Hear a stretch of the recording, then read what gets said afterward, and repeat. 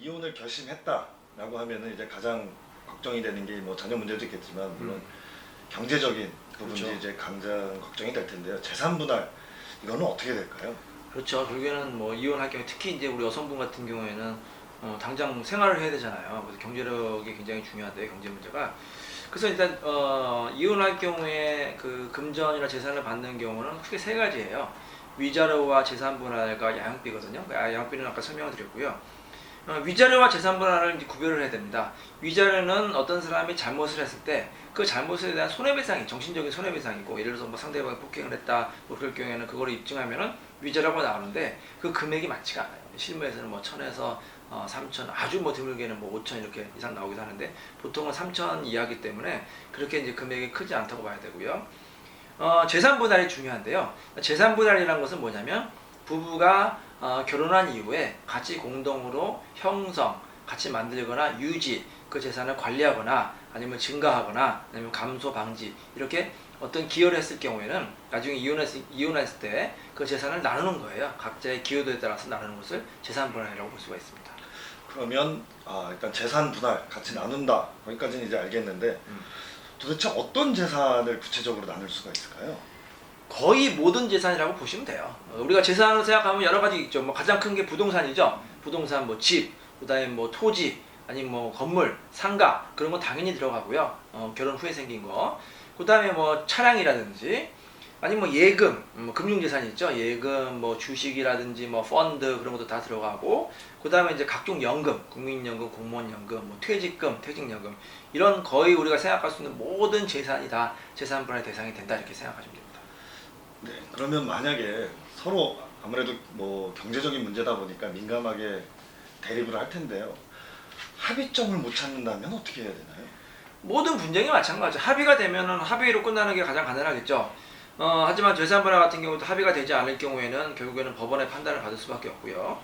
우리 법원에서는 뭐 이제 역시 또 합의를 한번 권유를 합니다. 그 조정 제도가 있거든요. 조정 절차를 통해서 그 조율을 좀 해요. 그래서 재산 분할이 어느 정도 이제 합의가 되면은 조정 절차에서 끝나게 되고, 만약에 합의가 되지 않을 경우에는 결국 판결로 갈 수밖에 없겠죠. 그래서 이혼 재판하면은 판결문에 이제 재산 분할을 얼마 지급할 것인지도 이제 구체적으로 이제 기술이 되니까 합의가 되지 않으면 법원의 문을 두드리시면 됩니다. 그럼 만약에 재산 분할을 하게 된다, 법원에서 결정을 해준다, 그러면 대충 비율이 어느 정도 될까요? 뭐 받는 사람은 더 많이 받고 싶고 하고 주는 사람은 더 적게 주고 싶어 하잖아요. 그게 인지상정인데, 그래서 이제 그 기여도, 특히 이제 그 아내의 기여도를 얼마나 인정할 거냐, 그게 이제 가장 어떻게 보면 중요한 쟁점인데요. 예를 들어서 아내는 가정주부였다. 그리고 대부분의 경제활동은 남편이 뭐 회사를 다니거나 사업을 해서 벌었다. 그럴 경우에 남편은 이렇게 얘기할 거 아니에요. 아내 같은 경우에는 뭐 집에서 한 일이 없다. 다 내가 번 거다. 그래서 많이 못 준다고 주장하지만, 예전에는 그 우리 가정주부 같은 경우에 기여도를 한 30%에서 40%까지 인정을 해줬어요. 하지만 최근에는 이 가정주부 같은 경우에도 40에서 50%, 많은 경우 50%까지 인정을 해주고 있고요. 또 맞벌이인데 예를 들어서 뭐 아내가 더 수입도 많고 또 집안 살림도 많이 하고 더 기여도가 많다. 그럴 경우에는 오히려 아내에게 더 기여도를 많이 가서 뭐 아내가 60% 이렇게 받는 경우도 있기 때문에, 이 재산에 대해서 누가 어느 정도 기여를 했느냐, 그 경우에는 남편은 이제 밖에서 경제 활동을 하고, 아내 같은 경우에는 이제 집안 살림을 하고, 또 맞벌이 같은 경우에도 어느 정도 그 기여를 했느냐, 이 재산을 형성할 때 기여도, 또 유지 관리 기여도, 이런 걸 종합적으로 이제 고려해서 법원이 판단을 내리게 됩니다. 그러면 결혼 기간에 따라서 혹시 재산 분할의 비율도 좀 달라지긴 하나요? 아무래도 결혼 기간이 길면 길수록 재산 분할이 이제 상대방의 기여도가 많이 가겠죠. 예를 들어서 뭐 결혼이 1, 2년 차밖에 안 되는 뭐 주부가 있다. 그럴 경우에는 사실 대부분의 재산이 남편 재산이었으면 아내가 가질 건 별로 없겠지만, 결혼한 지 뭐 10년, 20년 지났다. 그럴 경우에는 이 아내와 같은 경우에도 뭐 기여도를 40에서 50% 받을 수 있기 때문에, 이제 황혼이혼이라고 하잖아요. 황혼이혼, 결혼 생활 20년, 30년 하신 분들은 뭐 재산 분할이 아내 같은 경우에도 40에서 50%가 나오는 경우도 있는데요. 그래도 이런 게 있습니다. 재산이 뭐 1억이 있는 분과 10억이 있는 분과 100억이 있는 분이 있잖아요. 재산이 1억이 있고 10억이 있으면은 우리 실무에서는 40에서 50%는 어느 정도 이제 쉽게 인정을 해줘요. 그래서 뭐 집 하나 있고 상가 하나 있으면 뭐 거기에 가액의 절반을 아내한테 준다. 근데 예를 들어서 남편 재산이 뭐 100억이다, 뭐 1000억이다, 아니 뭐 재벌이다. 그럴 경우에는 아직까지 우리나라에서는 이 아내가 뭐 결혼 생활 10년 했다고 해서 뭐 1000억 재산 중에서 뭐 절반, 뭐 500억, 50억 이렇게 주는 경우는 많지는 않고요. 그럴 경우에 재산분할 기여도가 좀 내려가는 게 맞습니다. 그래서 재산이 좀 많을수록 상대방에게 받는 기여도는 좀 내려간다 이렇게 보시면 되겠습니다. 그럼 재산 분할의 특별한 대상이 될 수도 있고 네. 그러면 상식과 좀 다르게 재산 분할 대상이 안 되는 것들은 뭐가 있을까요? 일단은 부부 누구 명의로 되어 있는지가 가장 중요합니다. 부부 명의로 되어 있으면 웬만하면 다 재산분할 대상이 된다고 보면 돼요.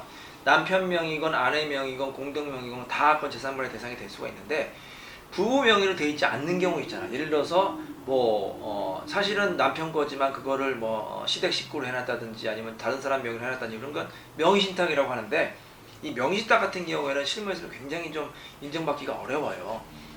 사실 명의신탁이라는 것은 당사자만 알 수가 있고 법원에서 알 수가 없잖아요. 그래서 명의신탁 약정을 해놓는다든지 아니면 신탁자와 수탁자를 상대로 소송을 해서 승소 판결을 받았다. 그런 경우에 인정이 되겠지만 그렇지 않은 대부분의 경우에는 남편 명의나 아내의 명의로 되지 않고 제3자 명의로 된 경우는 재산 분할의 대상이 되지 않는다 이렇게 이제 생각을 하면 되겠습니다.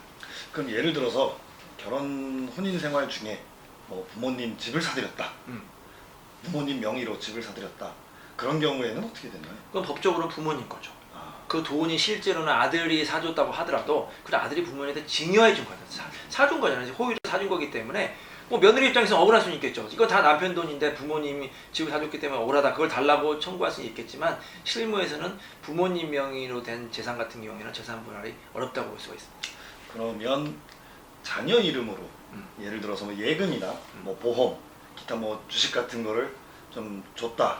그런 경우에도 그건 재산 분할 대상이 되나요? 그것도 마찬가지예요. 그 실질 돈은 부모님 돈이다. 부모님이 자녀를 위해서 명의를 자녀 명의를 했다든지 아니면 자녀를 사준 거다. 그렇게 이제 주장을 할 수 있겠지만 결국에는 예금도 이제 금융실명제잖아요. 부동산도 실명제이기 때문에 그 명의자가 주인이라고 보면 되는 거예요. 그래서 자녀 명의를 해줬다 그러면 법적으로도 자녀 거고요. 또 도의적으로 또 자녀 앞으로 해줬는데 그걸 뺏는 것도 치사하잖아요. 그래서 도의적으로나 법적으로 한번 자녀 명의로 해준 거는 자녀 거다 이렇게 생각을 하면 되겠습니다. 그럼 부부 당사자의 명의로 되어 있는 재산만 이제 재산분할 대상이 된다 이렇게 이제 판단하면 아무래도 용이할 것 같습니다. 이혼 소송을 결정을 했다. 그래서 이혼 소송을 진행을 해야 되겠다. 그러면 재산 분할 관련해서 가장 먼저 준비해야 될 것들은 뭐가 있을까요? 가장 중요한 것은 일단 상대방의 재산을 파악하는 거예요. 재산을 알아야지만 청구할 거 아니에요. 그래서 상대방이 부동산이라든지 재산이 뭐가 있는지 파악을 해야 되는데 사실 남편이 다 밖에서 일을 하고 아내는 집에서 살림을 했다 그러면 남편 재산을 다 알 수가 없잖아요. 그럴 경우에는 이 재판 전에는 사실 알기는 어렵습니다. 하지만 이혼 재판하면 이 재산을 다 조회할 수가 있어요. 그래서 은행이라든지 금융권이라든지 부동산 같은 경우에는 그 은행만 특정해 주시면 저희가 다 이제 변호사가 이제 조회를 할 수가 있고 부동산도 마찬가지입니다. 근데 아예 어느 은행이고 무슨 재산이 어디 있는지 모른다 그럴 경우에도 방법은 있어요. 이 재산 명시 제도가 있거든요. 그래서 법원에 재산 명시 신청을 하면 법원에서 명령을 합니다. 상대방과 배우자들에게 당신의 재산이 뭐가 있는지 한번 솔직하게 적어보세요. 그걸 명시를 해서 이제 제출을 해야 돼요. 근데 이제 딱 제출을 했는데 보니까 좀 숨기는 것 같아. 빠진 것 같아. 그럴 경우에는 재산 조회 신청을 할 수가 있어요. 그럴 경우에는 이제 법원의 그 행정 시스템을 이용해 가지고 상대방이 이제 명의로 된 부동산이라든지 금융재산을 어느 정도는 다 파악할 수가 있습니다. 그리고 또 중요한 건 뭐냐면 상대방이 재산을 빼돌릴 수가 있잖아요. 재판 전에 빼돌릴 수도 있고 재판 후에 빼돌릴 수도 있고 상대방이 재산을 빼돌리거나 은닉하면 판결문을 받아도 나중에 집행을 못해요. 그 판결문은 휴지가 될 수가 있거든요. 예를 들어서 10억 원 지급하라고 했는데 상대방 가보니까 다 재산이 없어요. 그럴 경우에는 집행이 안 되니까 소용이 없기 때문에 반드시 재판 진행 전에 아니 재판 진행과 동시에 상대방의 재산을 묶어둬야겠죠. 그게 가압류 가처분이거든요. 가압류는 이제 금전 채권을 가압류하는 거고 가처분 같은 경우에는 이 재산을 처분하지 못하게 이제 묶는 거기 때문에 반드시 재판 전에 가압류나 가처분을 하시는 게 안전하다고 생각이 듭니다. 그러면 유책 배우자도 재산 분할 요청 이런 게 가능할까요? 그래서 많은 분들이 오해하시는데 예를 들어서 남편 같은 경우는 아내가 바람나서 나갔고 아내가 잘못했고 혼자서 나갔기 때문에 재산 못 줘요. 근데 그게 아니에요. 아까 위자료와 재산 분할 차이가 있다고 했잖아요. 잘못이 많은 사람이라 하더라도 재산 분할 받을 수가 있습니다.